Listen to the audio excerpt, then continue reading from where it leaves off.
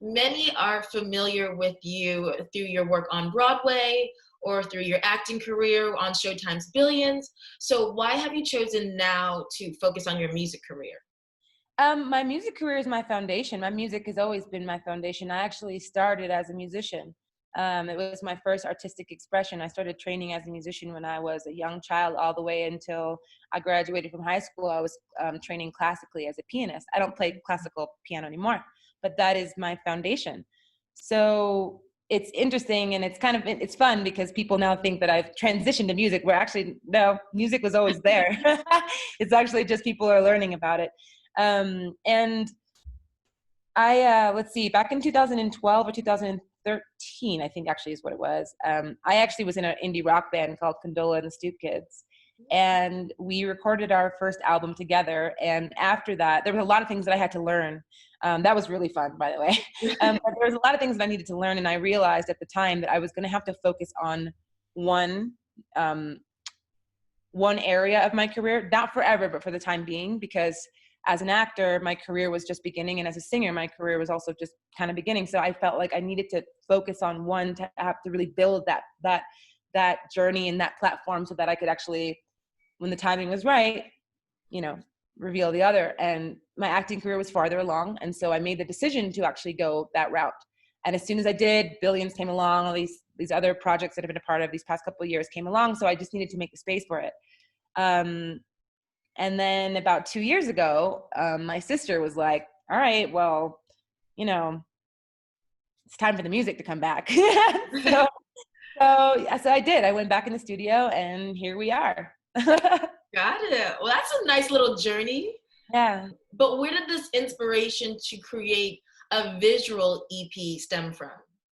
Yeah, so when we create, well, first that came was Space Daughter, this title Space Daughter. And at first I didn't know what it was. I didn't know whether that was the album. I didn't know whether that was a song. I didn't know whether that was actually going to be my artist, my solo artist name. I didn't know. But I wrote it down and I knew that there was something about Space Daughter. And so I was like, okay. And then when we created the music, um, after creating the music and listening to it, I've started to see it. Like I started to understand, like, oh, it just came to me. I was like, oh, this is a visual. Like I saw the storyline. I saw what Space Daughter actually was, which is, this is my ode to the divine feminine and my playful story about the divine feminine. And so I just saw what I wanted to do immediately. Every single song, there was a color that came to mind. Actually, when we were creating it, that's also what happened. I often create based on things that are sensory. So my music is often inspired by colors and sound and other sounds and smells. And this is the way that I create. So when I was creating the vision board for this visual EP, it kind of just all came very, very clearly. And even the order of how it went and where it was going, I just knew immediately what it is that I wanted to do. And I decided to do it independently because I knew that a record label was not going to allow me to do what it is that I've done this way coming out the gate. They were not going to let me do that. They would have tried to mold me into an artist that I wasn't. They wouldn't have necessarily trusted the way that I've gone about it, because I've released this very unconventionally, in the sense where, like, there's no real single. It's actually every single song is its own new journey. And I really wanted it to be less series. I really wanted it to be experienced as a series. So instead of just putting out one there and then like 4 months later having another one, like one, and then a few weeks later there's another one. So it's just this ever growing journey that you're experiencing. Well, this project is also very special because not only was it self-funded by you, produced, written, co-directed by you, but Yeah. you also aligned yourself with charities that you believe in. So what charities have you chosen to give back to, and why? So Blue, which was the first song that came out, we had always slated for an early April release, always. That was always the case. And so when COVID-19 hit, here we were. And I decided that I didn't want to wait, because I felt like, well, no, it just so happens that the way that it goes, what I have to offer is only visual. I didn't have any performances scheduled yet, because I actually just wanted people to experience it through the visuals, and I had it was done. And as an artist, it was something where I was like, no, I'd like to offer this now. If I can offer any kind of light and I put all my light into it, I'd like to offer it. So I did that. But how it felt, the only way that it felt right to do that was, how can I offer this and also try to find a way so that it can actually help society as well. So I'm offering it artistically, but also finding a way that it supports the moment that we're in as well. And that's what felt right to do. So automatically with Blue, my first intention was, okay, I was trying to think of what the group would be that would be hit the first and the hardest by this terrible tragedy. And I felt that people that were low income, people that were homeless, that was my first thought. So automatically I thought food bank for New York City, to be in support of my city. And then when we got to Give Up the Gold, that came out about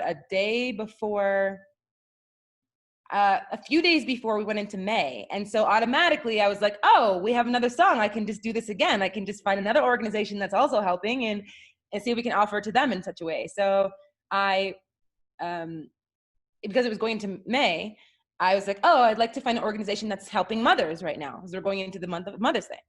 We happen to find an organization called Hearts of Gold, which that is their very function. What they do is they help and facilitate women who are living in homeless shelters with children. Basically, they facilitate them in such a way that they're able to regain their independence in society. So they train them, they job interviews, they counsel them. It's a really, really beautiful organization what they have going on. So I was like, great, and happened to be called Hearts of Gold. The song was called Give Up the Gold. And I was like, well, that kind of aligns. And then the last song, which was what was the last song? Oh, Running in Place. Running in Place, which is a very special song for me.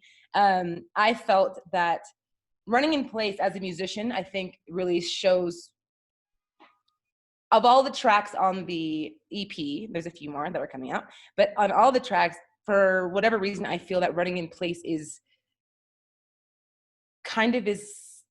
I'd say the most indicative of my style as a musician in terms of cross-referencing. Like, that song in particular is inspired by my love for Stevie Wonder and Tim Burton. And so, so I had cross-reference a lot with my music, and my music is not often just inspired by musicians, but also by filmmakers and films and imagery. So this is a cross-reference. And so, but also as a musician, when we first created that song, I knew that I needed those live strings. I knew I needed those live strings in there. I knew it. And so for me, this song musically is very indicative of who I am as a musician. So I wanted to find an organization that was in support of young people and music, which was Save the Music. Save the Music basically being this wonderful organization that basically its sole purpose is making sure that young people all over the country have access to music training and instruments, because this is often in the public school system, the arts is the first thing that gets cut. So this is what this organization's function is. So this could be considered a heavy time or an incredibly inspiring time, depending on how you look at it. But you as a creative, how are you staying focused when there's so much chaos? And do you have any coping mechanisms to block out the darkness, or do you welcome it? That is a very good question. How do I stay focused? Well, I think that it is okay to sometimes be caught off guard by the amount of energy, which is what has happened with me, as I'm a very sensitive person energetically. And so it's okay to pause. It's okay to actually just take a pause. I've taken a pause. There were certain things that would have been released even like a week or so ago, and I was like, soon, but right now I'm authentically feeling like I want to pause. So I only make moves that feel authentic to me. And yeah, I think it's okay to actually just take a pause and not try to just drive through, because we will regain momentum, and we already have in many ways, haven't we? But haven't we though? Like we are out here gaining momentum and making changes and dismantling white supremacy in these streets. And so, but I think it's okay to, especially as a creative, you can't help but be moved by what's happening. You really can't like shut down. So you really have to connect with what it does for you. Like for some artists, I think even some of my friends are filled with creative spirit right now. So now that they're writing, they're singing, all these things. Some people are actually, that are usually out, are going in right now. That's where I'm at this moment. Like I'm feeling organically that I need to just be still inside internally at this moment because I'm listening.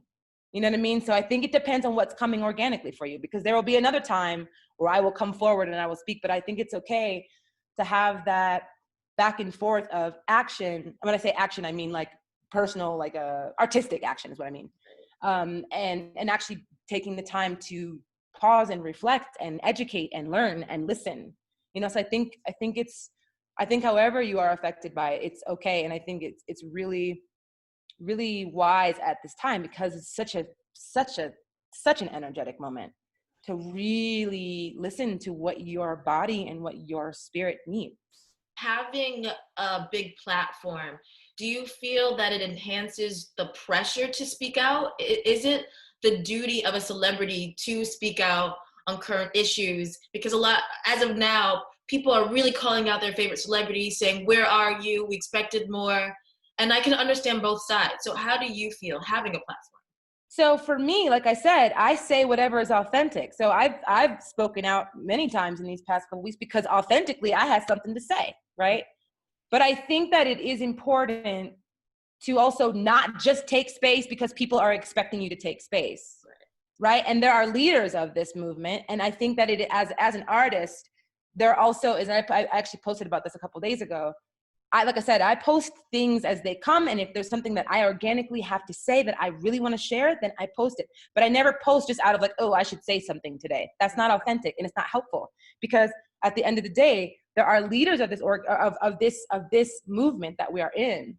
You know, the leaders of Black Lives Matter. There are leaders that are there and that are vocal. So I think as artists, it is also important for us to make sure that we divert attention as well to the leaders, and not just, you know what I mean? Because we're used to having celebrity, whatever. Like it's okay to be humbled and actually be like, hey, look over there right now. Because actually what they're saying, that's what we need to be listening to.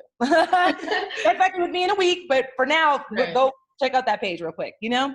So I think it's all, once again, just, it's always about just being authentic and doing whatever feels authentic.